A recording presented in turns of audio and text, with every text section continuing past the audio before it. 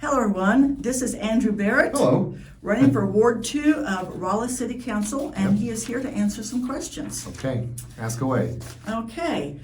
Please introduce yourself and give us a brief summary of your background and why you're running for Rolla City Council. Sure. Hi. Well, my name is Andrew Barrett, and that's Barrett that rhymes with parent, in case anyone looks at my signs and wonders.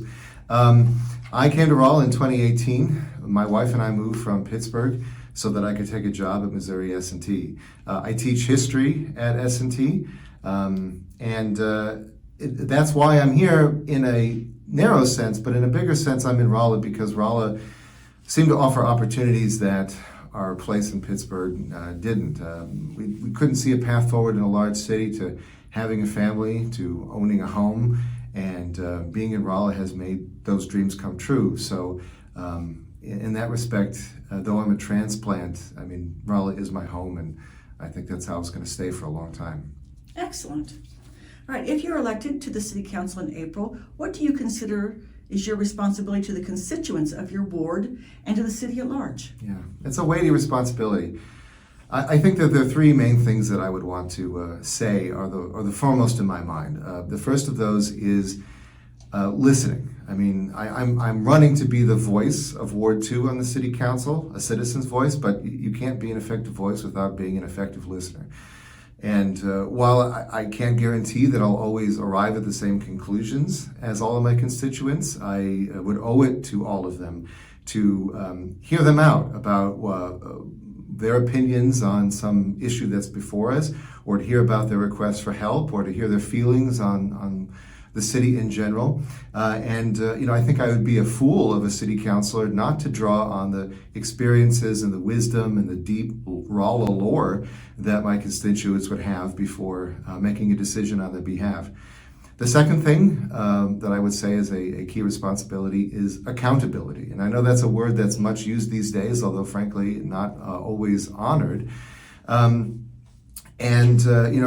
Because this is a weighty responsibility, I have to own the decisions that I make. And I would own those decisions after having arrived at that deliberative process through listening and through, maybe we'll talk about this later, about doing the homework on those issues.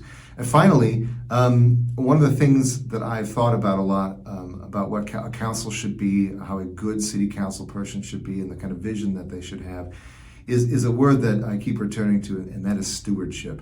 However long that a city council person is on the council, whether they can stack one or two terms together or be there for even a decade or more, it's still a temporary position. And the job of the city councilor is to think about the long term of our city and of future generations. It's that they're caretakers of our common good and our common resources. And that's the kind of spirit that I would act in as a city council person, thinking in the long term and thinking how to be that caretaker for generations to come. Okay, excellent. I think you've already answered this question. Okay, well, but see. I'm going to ask it again. Sure. As a member of the City Council, when dealing with a topic that strongly divides people, or that you don't have expertise in, what would you do to develop your position? Yeah, no, it's a great question. I mean, look, I'm a historian by trade. My instinct is to do research, and in particular to look to the historical record, to the documentary past, to find out what the state of play is, what all the facts are. It's in my training and it's in my nature to seek out as many perspectives as possible, because I'm just one person, and drawing on the wisdom of those around me and of the past, and it helps inform the future. In thinking about my positions, for example, on the fluoride issue, on the center, on the mission, which are hot button topics that I address in my campaign literature, I did research on all of those topics to come to the conclusions that I have. It wasn't something that I just had a knee-jerk reaction to. And that's exactly the kind of spirit that I would bring as a city council person, is that I would do my homework on every issue before taking any vote. And that includes, like I said before, listening to my constituents, as well as doing literally the reading. What do you see as the most urgent, important issue for this council? Yeah. Look, I don't know if people think about it this way or not, but I certainly do, is that I think Rolla stands at a turning point in its history. We have an unusual and momentous convergence of two big decisions, one of which is hiring a new city manager to replace John Butts, or to succeed John Butts. I don't know if replacement is quite the right word. And then the other is the writing of a new comprehensive plan for economic development. Both of these things are going to affect on a profound level how the city is run on a day-to-day basis, and more importantly, what kind of vision the city is going to have for its long-term future. And I think we need a council that is fully prepared to meet this moment, that is ready for the seriousness of these decisions. But as serious as this is, it's also a moment of opportunity, and I think also of excitement, to imagine what that Rolla could be, to think big and use our imagination about what Rolla 10, 20, 30 years from now might look like, and to seize this moment as a way to shape that future in a way that's not only a matter of responsibility, but a matter of creativity and positivity. Thank you. In the recent months, several contentious issues have been brought before the City Council by individual council members. What is your position, based on the information that you have, on the following issues? Rolla as a sanctuary city. Start with that one? Okay. Yeah. Well, first of all, I think that that initiative was problematic for many reasons, but one of which is that Missouri voters already decided on this issue last fall with Amendment 3, and that includes Rolla voters as well. So the democratic will of the people of Missouri was to enshrine the right to reproductive freedom in our Constitution. So I didn't really understand entirely why this issue was being raised at the level of Rolla City Council. I think that the council made the correct decision in the January meeting to defer indefinitely discussion of creating the sanctuary city. I think that it threatened to infringe upon fundamental rights, and also to create a kind of a bounty hunter style system that would create bad blood within our community. Frankly, also, if I would add, that I didn't really appreciate, as I think many Rollins didn't appreciate, outside interlopers coming in and trying to talk about how we should run our own affairs. So I think the whole thing was very misguided, and I'm happy that the City Council arrived at what I think was the correct decision and how I would have voted to end that debate. Excellent. Okay, removing fluoride from the city's water system. I support the maintenance of fluoridization of the Rolla municipal water supply. And as I mentioned earlier, this is something which I felt like I had to do my research on because I never really thought that deeply about the question of fluoridization of water, something I took for granted. And I realized that when it comes to public health decisions, taking things for granted is not really the correct path forward, I think. So I went and I read up on the medical studies that have been cited by proponents of taking the fluoride out of our water supply, and reading studies that argue the opposite.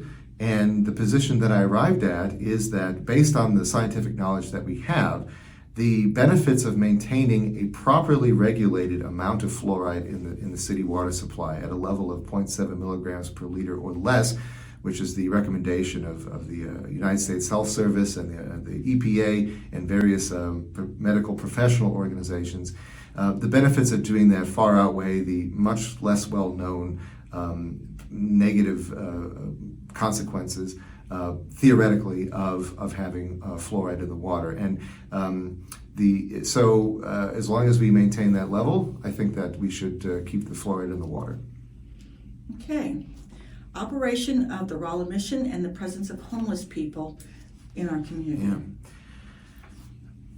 Well, I think unfortunately the mission provides an essential set of services. Homelessness is something which is afflicting the United States to a great extent, where people speak of a homelessness crisis. And I think last year alone, it rose 18% nationwide. So what's happening in Rolla is a reflection of what's happening in American society at large. And so there are large structural issues as well as individual personal ones which create this problem. And the idea that shutting down the mission or trying to drive it out of town would have any kind of positive impact on this, I think, is misguided. It would only make the problem worse. You're not going to solve homelessness by taking away a facility which tries very hard to put people in permanent housing, to give them the opportunity to find employment and to succeed and to get back on their feet. I mean, I'm impressed that the Rolla Mission is able to have a permanent housing placement rate that is twice the national average. About 50% of people, of their clients, find permanent housing.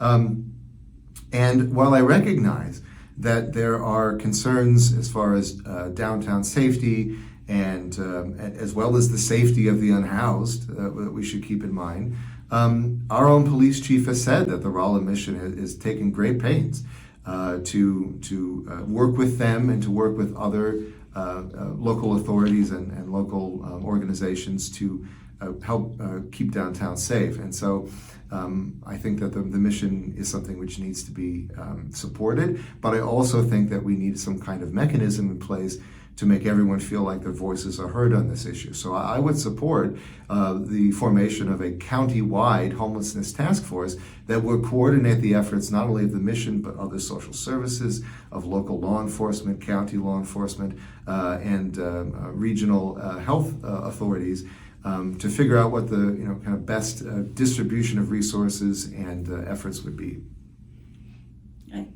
Okay, we're at the last question. Okay. Financial solvency of the center. The center, yes. No, I think it's very interesting that the polling place for my election is going to happen. Is a very one of the great sticking points of our of our city's budget. And you know what? I'll start with this. I'll start with an anecdote, which is that when I came to Rolla for the first time to see if I wanted to take the job at S&T and to move here, the center was very much one of the things that was for me a sign that we should come here. I mean, just the way that it sort of nestled there in Burwan Park with the pond and all the trees. It felt really, I was very impressed by having such a sparkling, well-maintained, kind of welcoming community center. And I really like the idea of having something like that here in town. My long-term vision is that we can find some kind of workable solution to maintain it. But to do so in a way that would be equitable for all citizens, because one thing that I've encountered is that some people feel, and I think with some justification, that the center was supposed to be for everyone, but it's kept afloat by these memberships which not everyone can afford.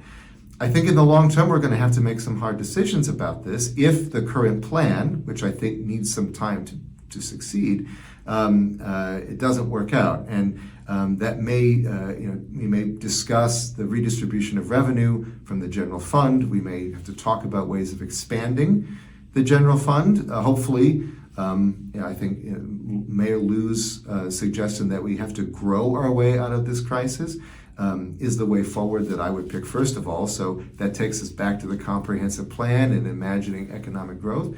But in any case, I think that we need to find some way to fund the center permanently so that it can be a more accessible and community-centered center for everyone to use here in Rolla. And I think it would be a real shame to lose it.